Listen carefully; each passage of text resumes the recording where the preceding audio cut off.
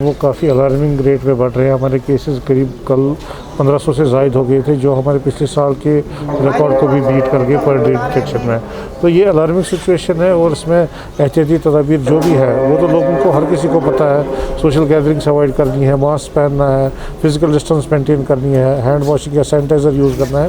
तो यही एहतियाती तदाबीर अगर हम लें तो अभी भी मौका है, तो हम इसको नंबर ऑफ़ केसेस जो अलार्मिंग रेट पे बढ़ रहे हैं इसको हम रोक सकते हैं। और इस टाइम हम अगर देखें तो पिछले साल से मुकाबले में इस साल ये वायरस थोड़े डिफरेंट तरीके में बिहेव कर रहा है। हमारे जो यंग जवान हैं उनको भी ये इन्वॉल्व कर रहा है सीवियर मॉडरेट निमोनिया में।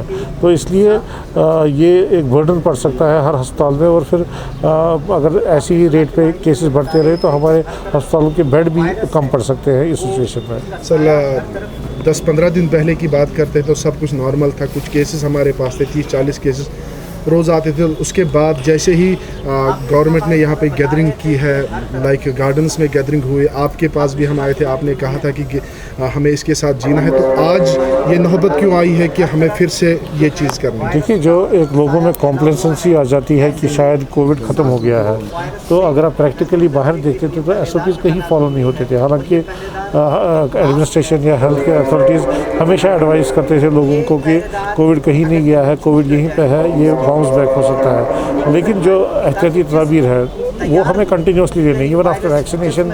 जो भी हमारे मास्क पहनना या बाकी सोशल गैदरिंग्स अवॉइड करना, तो ये इंतहाई ज़रूरी है इस वायरस को कंट्रोल करने के लिए। क्या आपको लग रहा है सर लॉकडाउन की ज़रूरत है जम्मू कश्मीर में? देखिए, लॉकडाउन कोई परमानेंट सोल्यूशन नहीं होता है इस सिचुएशन में। हम रेस्ट्रिक्ट कर सकते हैं एक्टिविटीज़ ताकि जो गैदरिंग्स है उसको अवॉइड करें।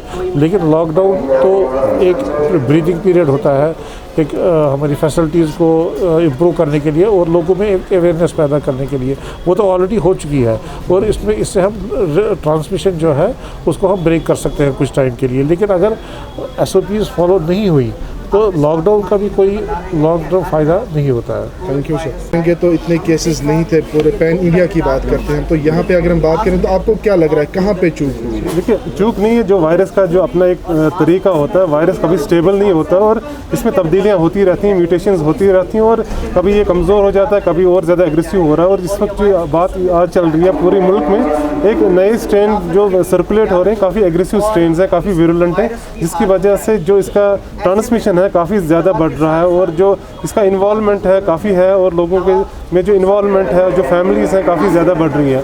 इसकी वजह से आप ये हम अगर हम जाने कि एक नया पेंडेमिक हम मान लें इसको, जो लास्ट ईयर हुआ था उसको अगर हम भूल कि ये समझ लें कि एक नया पेंडेमिक आ चुका है एक नए वायरस के तौर पे, और लोगों में जो गवर्नमेंट तरफ से SOPs आ रही हैं उसको रिलीजियसली फॉलो करने की ज़रूरत है। अब अनफॉर्चुनेटली हम यही देख रहे हैं कि लास्ट ईयर की वजह में इसकी वजह से जो इफ़ेक्ट रहे काफ़ी कम रहे और लोगों में शायद इस बार भी वही दिमाग में है कि शायद इसके असरात कम रहे हैं।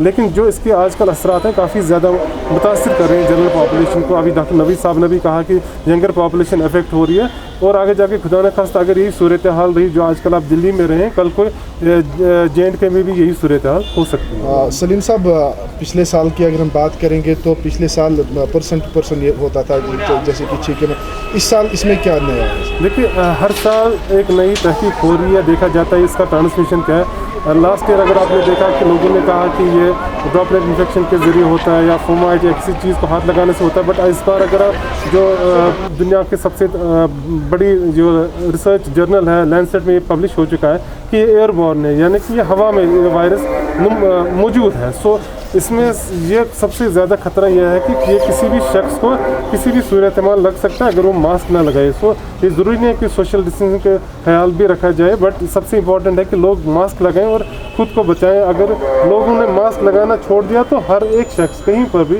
इस वायरस से मुतासिर हो सकता है। सर, आपने कहा ये काफ़ी अग्रेसिव है, तो आपको क्या लग रहा है गवर्नमेंट को चाहिए था कि यहाँ पे ऐसी भीड़ भाड़ जो यहाँ पे इन्होंने किए ये होने चाहिए? देखिए, जब मीटिंग्स हो रही हैं तो यूजुअली एक कोशिश ये रहनी चाहिए कि अब ऑनलाइन मोड पे ही मीटिंग्स हो और अगले आप देख रहे हैं अभी इस डिसीजन भी होगा कि आगे जाके जो मीटिंग्स होगी ऑनलाइन की होनी चाहिए और लोगों में भी ये बात आनी चाहिए कि जो मजालिस हो रहे हैं वो रिलीजियस हो, सोशल हो, पॉलिटिकल हो या रिक्रिएशनल हो तो उनको कम किया जाए या कोशिश की जाए ना की जाए, ताकि जो वायरस का ट्रांसमिशन है इसको रोका जाए। यहाँ के हॉस्पिटल जो है वो कितने प्रिपेयर है, क्योंकि अगर पेशेंट्स आते हैं यहाँ से ऑक्सीजन की कमी और बेडिंग की कमी है। लेकिन लास्ट ईयर के मुकाबले में जो कोशिश की गई है, हॉस्पिटल में जो ऑक्सीजन बेड है उनकी तादाद बढ़ा दी गई, जो ऑक्सीजन जनरेशन प्लांट्स हैं उनकी तादाद बढ़ा दी गई, मल्टीपल टाइम्स उनकी तादाद बढ़ा दी गई। लेकिन अगर ये इसी सूरत हाल से जो वायरस का ट्रांसमिशन बढ़ रहा है, कल खुदा न खास्ता को ऐसी भी सूरत हाल होगी कि हमारे यहाँ ऑक्सीजन की कमी आ सकती है, गो कि इस वक्त एडिक्वेट स्टॉक्स मौजूद हैं। लोगों को